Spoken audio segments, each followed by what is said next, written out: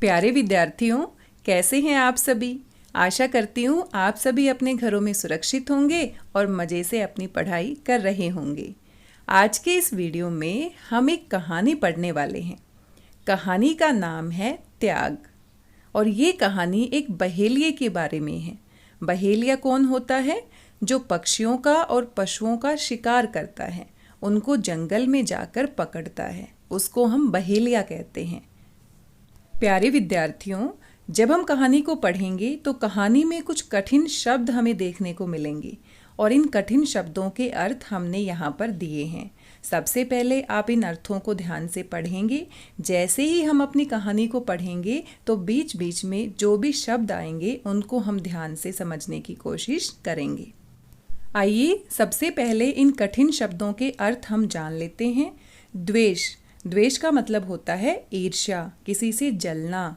सत्कार, सत्कार का अर्थ होता है आदर करना।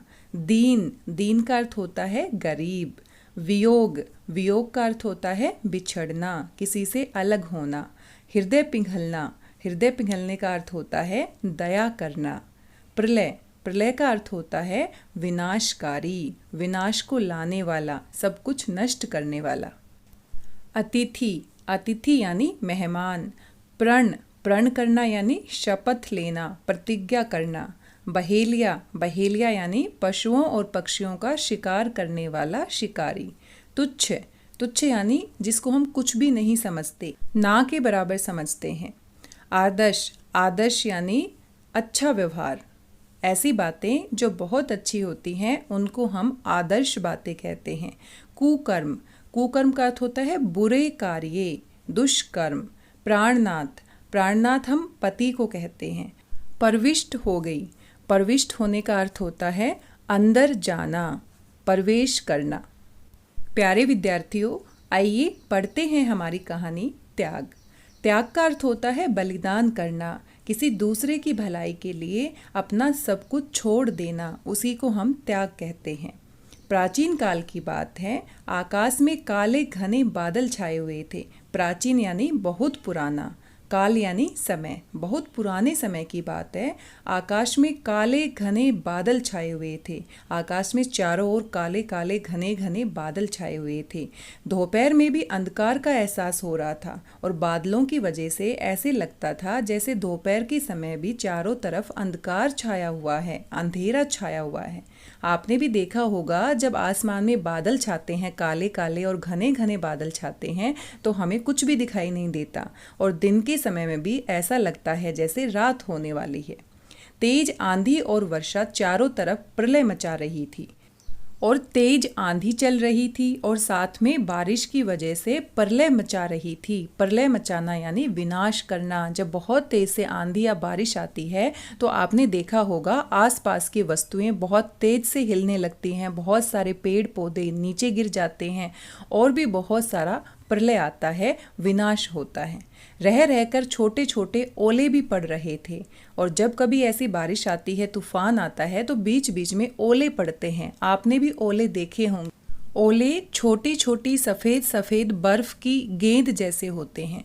जब बहुत ज़्यादा तेज आंधी और तूफान आता है तो कभी कभी साथ में ओले भी गिरते हैं। तेज आंधी के कारण जंगल के कमजोर पेड़ उखड़ जा रहे थे। उखड़ना यानी जमीन से बिल्कुल अलग हो जाना। इतनी तेज से आंधी थी, इतनी तेज से हवा चल रही थी कि जंगल के जो कमजोर पेड़ थे वो उखड़ गए थे। पेड़ों की टहनियाँ टूट टूट कर जमीन पर गिर रही थी और जो पेड़ थे उनकी जो कमज़ोर टहनियाँ थी, जो नाजुक टहनियाँ थी, वो टूट टूट कर नीचे गिर रही थी।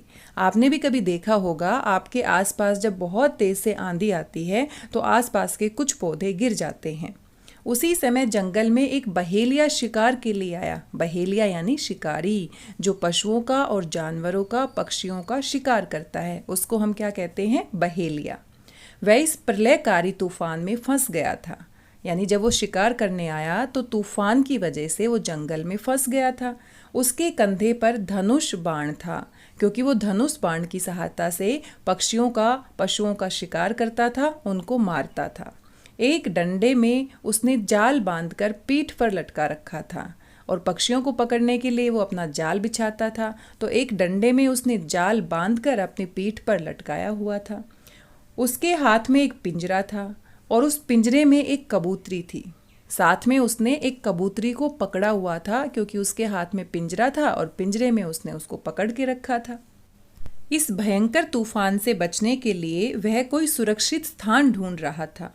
जब तूफान आया तो वो जंगल में था और जंगल में तूफान की वजह से अब वो जंगल में फंस गया है।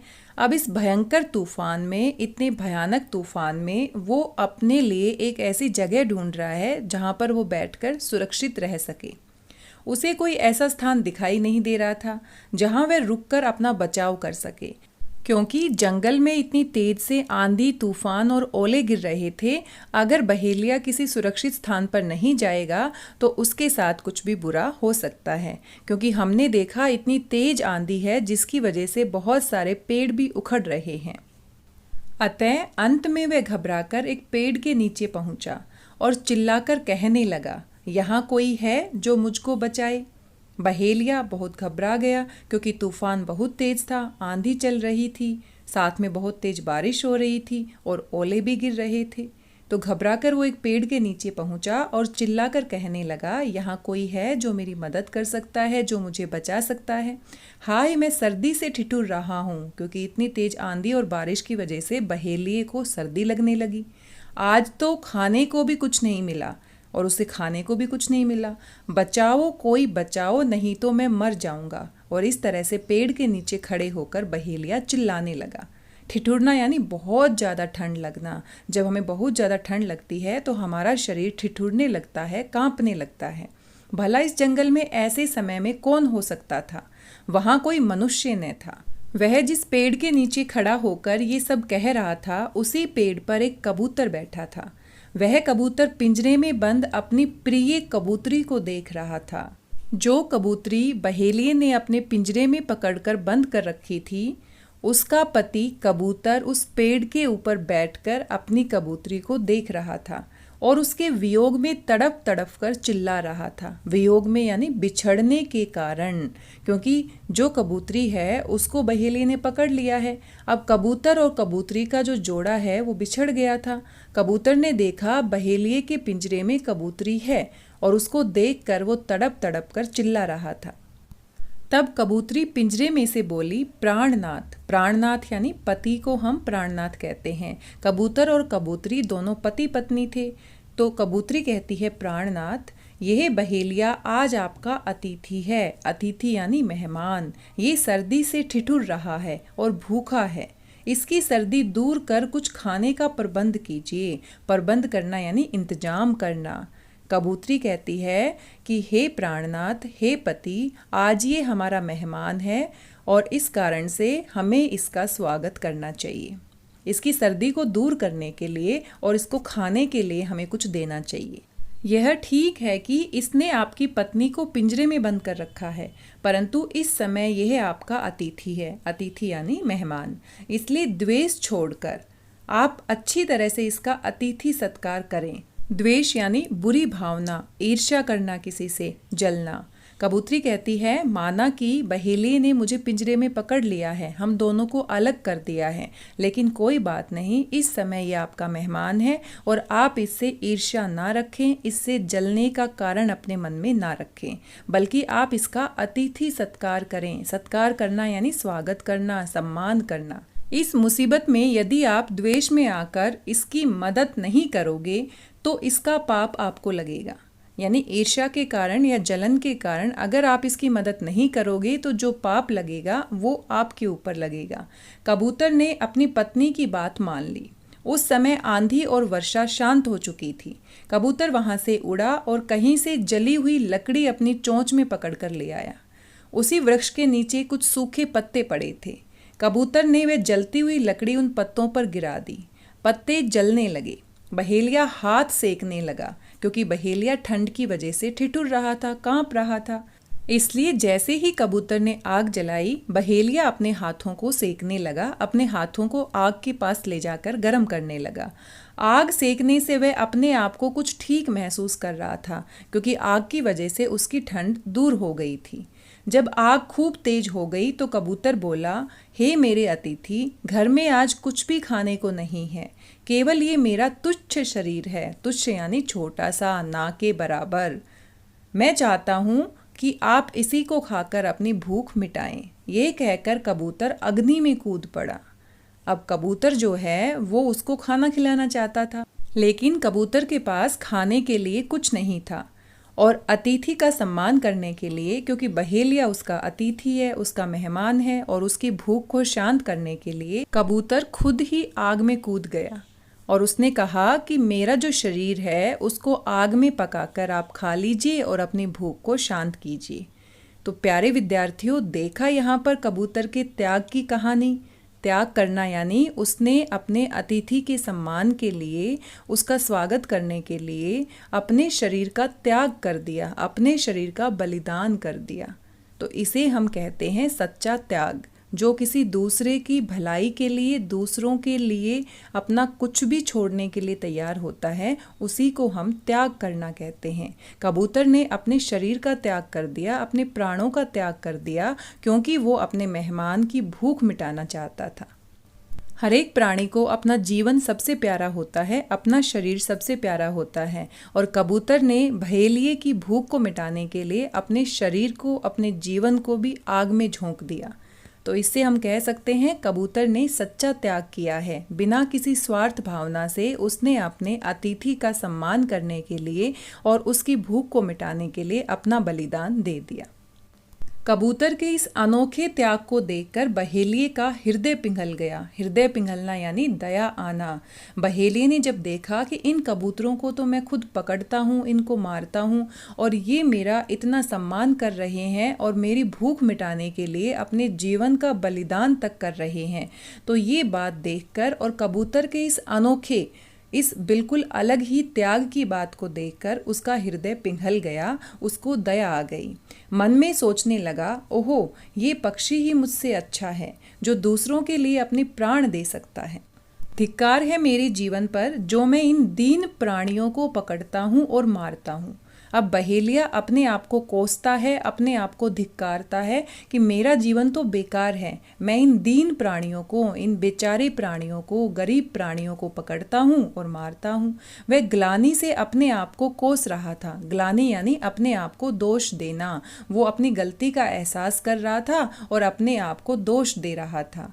यह सोचकर उसने पिंजरे का दरवाजा खोलकर कबूतरी को मुक्त कर दिया। मुक्त करना यानी आज़ाद करना। और इस तरह से कबूतर के त्याग को देखकर बहेलिये का दिल पिघल गया था, उसको दया आ गई थी और उसने पकड़ी हुई कबूतरी को आज़ाद कर दिया था। कबूतरी ने सोचा, पति के बिना अब मेरा जीवन व्यर्थ है। व्यर्थ यानी बेकार, कि मेरे जो पति हैं वो तो आग में कूद गए हैं और उनकी मृत्यु हो गई है। अब अकेले में जीकर क्या करूँगी। पत्नी वही है जो पति के पीछे चले। यह सोचकर वह भी अग्नि में प्रविष्ट हो गई। अग्नि यानी आग, प्रविष्ट होना यानी उसके अंदर जाना। कबूतरी भी आग के अंदर चली गई और अपने जीवन को नष्ट कर लिया। बहेलिये ने इस दृश्य को देखा तो उसकी आंखों से पश्चाताप के आंसू बहने लगे। अब बहेलिया इस सारी घटना को देखकर पछताने लगा और उसको बिल्कुल भी अच्छा नहीं लगा। पश्चाताप की वजह से, अपनी गलती का एहसास होने की वजह से उसकी आंखों से आंसू बहने लगे। उसके अपने किए कुकर्म उसकी आंखों के सामने आकर उसे दिखाई देने लगे। कुकर्म यानी बुरे कर्म। बहेलिया सोचने लगा कि मैंने अपने पूरे जीवन में कितने सारे पशुओं को, पक्षियों को मारा है, तो ये सारे जो कुकर्म हैं, जो दुष्कर्म हैं, वो एक एक करके उसकी आंखों के सामने आने लगे। उसने उसी समय अपने धनुष, बाण, जाल, पिंजरा और डंडा सभी आग में जला दिए। अब बहेलिये ने सोचा कि आज के बाद मैं कभी भी पशुओं को, पक्षियों को नहीं मारूंगा, और उसने अपने धनुष बाण, अपने जाल को, अपने पिंजरे को और अपने डंडे को सभी को आग में जला दिया। उसने प्रण किया। प्रण करना यानी शपथ लेना, प्रतिज्ञा करना, कि मैं अब किसी भी प्राणी को नहीं सताऊंगा। सताना यानी परेशान करना। तो आज के बाद उसने प्रण किया, प्रतिज्ञा की कि आज के बाद मैं किसी भी प्राणी को परेशान नहीं करूंगा, ना ही उनका शिकार करूंगा और ना ही उनको मारूंगा। उसने बहेलिये का काम छोड़ दिया और धर्म के मार्ग पर चलते हुए जीवन यापन करने लगा। धर्म का मार्ग यानी अच्छा मार्ग, अच्छे कार्य करना। अच्छे कार्य जब हम करते हैं तो वो मार्ग, वो रास्ता धर्म का रास्ता होता है। जीवन यापन करना यानी अपने जीवन को बिताना। बहेलिये को एहसास हो चुका था कि जो कार्य वह कर रहा है, पशुओं को पक्षियों को पकड़ने का और मारने का, वह बहुत बुरा कार्य है। इसलिए उसने बहेलिये का काम छोड़ दिया। अंत में उसका जीवन इतना बदल गया कि जो जीव कभी उसको देखकर डर से भागते थे, अब वही उसके पास आने में जरा भी नहीं घबराते थे। जब बहेलिया शिकार करने जंगल में जाता था तो उसको देखकर सारे जानवर, पशु पक्षी भाग जाते थे, डर जाते थे, क्योंकि उनको पता था कि वो उसका शिकार करने आया है और वो उनको मार देगा। लेकिन जैसे ही बहेलिये ने अपना बहेलियेपन का काम छोड़ दिया तो सारे के सारे जो पक्षी हैं, जो जानवर हैं, वो उसके पास आने लगे और उनको उससे डर नहीं लगने लगा। कबूतर और कबूतरी ने अपने आदर्श व्यवहार से बहेलिये को एक अच्छा इंसान बना दिया। आदर्श व्यवहार मतलब बहुत अच्छा व्यवहार। कबूतर और कबूतरी ने अपने आदर्श व्यवहार से, अपने बलिदान से बहेलिये का जीवन पूरी तरह से बदल दिया था। अब बहेलिया पशुओं को, पक्षियों को, जानवरों को नहीं पकड़ता था, उनका शिकार नहीं करता था और पशु पक्षियों ने भी बहेलिये से डरना छोड़ दिया था। इस प्रकार से हमने कहानी पढ़ी सच्चे त्याग की कहानी, जिसमें कबूतर और कबूतरी ने अपने जीवन का बलिदान दिया, अपने जीवन का त्याग किया। प्यारे विद्यार्थियों, हमें भी अपने जीवन में किसी भी प्राणी को परेशान नहीं करना चाहिए, बल्कि सबकी मदद करनी चाहिए। जिस प्रकार कबूतर और कबूतरी ने कितना अच्छा व्यवहार किया, अपने मेहमान का कितने अच्छे तरीके से स्वागत किया, बिल्कुल वैसे ही हमें भी हर किसी की मदद के लिए तैयार रहना चाहिए। आशा करती हूँ कहानी आपको पसंद आई होगी, साथ में आपको समझ भी आई होगी और कहानी से हमने बहुत कुछ सीखा भी। प्यारे विद्यार्थियों, वीडियो आपको कैसा लगा अपना फीडबैक जरूर बताइएगा। मिलते हैं अगले वीडियो में एक नई कहानी के साथ, एक नए पाठ के साथ। तब तक स्वस्थ रहिए, व्यस्त रहिए, मस्त रहिए और मज़े से पढ़ते रहिए। मेरी भाषा हिंदी भाषा परिवार से जुड़ने के लिए आप सभी का धन्यवाद, बहुत बहुत धन्यवाद।